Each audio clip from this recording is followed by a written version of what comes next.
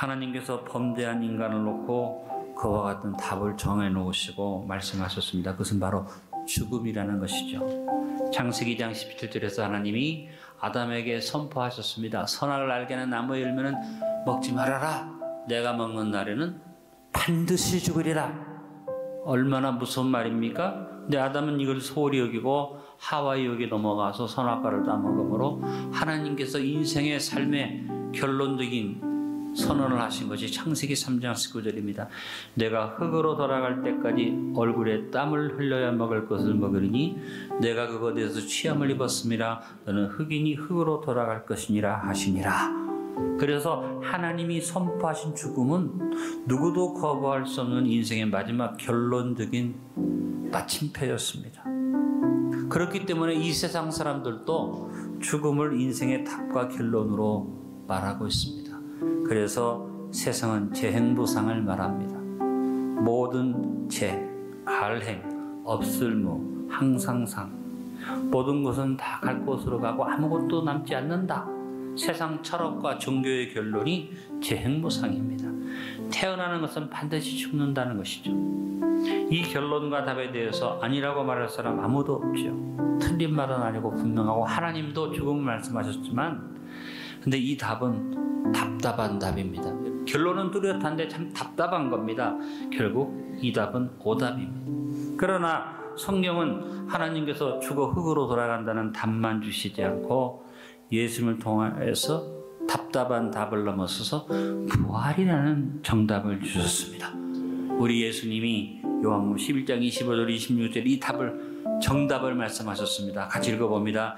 예수께서 이르시되 나는 부활이요 생명이니 나를 믿는 자는 죽어도 살겠고 물은 살아서 나를 믿는 자는 영원히 죽지 아니하니 내가 믿느냐. 아멘. 이 명쾌한 선포로 끝나지 않고 선포하신 대로 사흘 만에 부활하셨습니다. 이 세상에 없는 것 세 가지, 아까 말씀드린 것처럼 정답이 없는 것이 이 세상입니다. 그런데 하나님은 이 세상에 정답이 없는 것에 대해서 하나님 분명히 말합니다. 의에 대하여, 죄에 대하여, 심판에 대하여, 죽음에 대하여 성경은 분명히 말씀하시고 요한복음 16장 8절에 성령이 오시면 이 답을 분명히 주겠다고 하셨고 오늘 읽은 것처럼 요한복음 11장 26절에 내가 부활과 생명이다. 나를 믿는 자는 죽어도 살 것이고 무릇 살아서 나를 믿는 자는 영원히 죽지 아니하리라. 여러분, 이 세상이 가지지 못한 답이 우리에게 오늘 주어졌습니다. 이 세상에는 비밀이 없어요. 모든 것은 다 드러나게 되고 모든 것의 결과는 허무와 무의미로 다 모든 것이 다 드러나게 되어 있습니다. 아무리 숙이고 숨겨도 비밀이 없잖아요. 그러나 예수 그리스도 안에는 신비한 비밀이 있어요. 누구도 알 수 없는 신비한 비밀이 예수님 안에 있어요. 고린도전서 2장 9절에 말합니다. 기록된 바 하나님이 자기를 사랑하는 자들 외에 예비하신 모든 것은 눈으로 보지 못하고 귀로 듣지 못하고 사람의 마음으로 생각하지도 못하였담과 같으니라. 여러분, 이 세상에 비밀이 없어서 다 드러나지만 예수님 안에 있는 비밀은 우리가 상상할 수 없는 비밀이 있어서 주님을 섬기는 자는 이 비밀이 또 열려지고 또 열려지고 준비되어지는 축복을 누리는 줄로 믿습니다. 세상에 공짜가 없죠. 성경에도 물론 공짜가 없다고 신문대로 거두겠다고 말씀하셨는데 그러나 여러분 성경의 내용에 신문대로 거두는 것이 일부분이죠. 성경의 내용의 전체는 뭡니까? 은혜입니다. 재행무상. 사람은 분명히 죽는다. 누구도 부인할 수 없는 이 답. 그러나 예수 안에 있는 사람은 다른 답이 있습니다. 예수 안에 있는 사람은 바울의 고백을 가지고 삽니다. 고린도서 5장 17절 고백합시다. 그런즉 누구든지 그리스도 안에 있으면 새로운 피조물이라. 이전 것은 지나갔으니 보라 새 것이 되었도다. 이 세상은 죽음에 대해서 말합니다. 혼자 죽는다, 외롭다. 그래서 가장 외로운 길이 무슨 길입니까? 죽음의 길입니다. 누구도 함께 가지 못합니다. 그런데 예수님과 함께 사는 부활의 사람은 혼자 죽지 않습니다. 우리는 함께 죽습니다. 예수님과 함께 죽었기에 예수님과 함께 삽니다. 에베소서 2장 5절 6절에 말합니다. 허물로 죽은 우리를 그리스도 함께 살리셨고 너희는 너로 구원을 받은 것이라. 함께 일으키사 그리스도의 예수 안에서 함께 하늘에 앉히시니 할렐루야. 죽음에 대한 인생의 답이 또 하나는 뭡니까? 아무것도 가지고 갈 수 없다. 공수래 공수고. 이것이 세상의 답인데 우리 예수 그리스도를 믿는 사람에게는, 부활의 답을 가진 사람에게는 공수의 공수고가 아닙니다. 저하고 여러분이 죽을 때 천국이 준비됩니다. 요한복음 14장 1절로 3절에 말합니다. 너희는 마음에 근심하지 말라. 하나님을 믿으니 또 나를 믿어라. 내 아버지 집에 거할 곳이 많도다. 그렇지 않으면 너희에게 일렀으리라. 내가 너희를 위하여 거처를 예배하러 가느니 가서 너희를 위하여 거처를 예배하면 내가 다시 와서 너희를 내게로 영접하여 나 있는 곳에 너희도 있게 하리라. 사도 바울은 공술의 공수로 말하지 않고 공술의 공수고 인생에 대해서 바울은 뭐라고 말합니까? 빌립보서 3장 14절에 표대를 향하여 그리스도 예수 안에서 하나님 위해서 부르신 부름의 상을 위하여 쫓아간다. 사람들은 언제 죽을지 모른다고 말합니다. 맞죠? 그런데 바울은 우리가 언제 죽을지 모르는 우리에게 죽음의 시간을 가르쳐 줍니다. 고린도전서 15장 31절에 부활을 바라봤던 바울은 말합니다. 형제들아, 내가 그리스도 예수 우리 주 안에서 가진 바 너에게 대한 나라의 자랑을 두고 단언하노니 나는 날마다 죽노라. 이 세상은 알 수 없는 일이죠.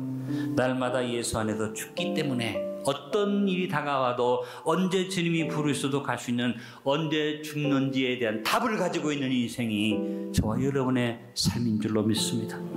사람들은 어디서 죽을지 모른다고 말합니다. 근데 여러분, 예수 믿는 사람, 부활의 답을 가진 사람은 죽음의 장소로 합니다. 우리는 살았든지 죽었든지 언제든지 예수님 안에 있기 때문에 우리가 어디서 죽는지 모르는 게 아니에요. 예수 안에서 죽고 예수 안에서 살고 예수 안에서 행하고 예수 안에서 승리하고 예수 안에서 실패도 맛보고 예수 안에서 고난도 당하나 우리의 장소는 뚜렷합니다. 그래서 바울은 예수 안에서, 예수 그리스도 안에서, 그리스도 예수 안에서 엔 그리스도라는 말을 167번이나 고백을 했습니다. 사람들은 어떻게 죽을지 모른다고 말합니다. 그래서 답이 없어요. 그러나 예수 믿는 사람은 어떻게 죽을지 뚜렷합니다. 분명합니다. 그것은 뭐냐? 저하고 여러분 영광스러운 죽음을 죽을 줄로 믿습니다. 왜? 내 삶에서 고린도전서 10장 31절에 말한 것처럼 그런즉 먹든지 마시든지 무엇을 하든지 다 하나님의 영광을 위하여 사는 사람은 당연히 죽을 때 수치스러운 죽음 당하지 않고 비참한 죽음 당하지 않고 영광스러운 죽음을 당하게 될 줄로 믿습니다. 믿으십니까?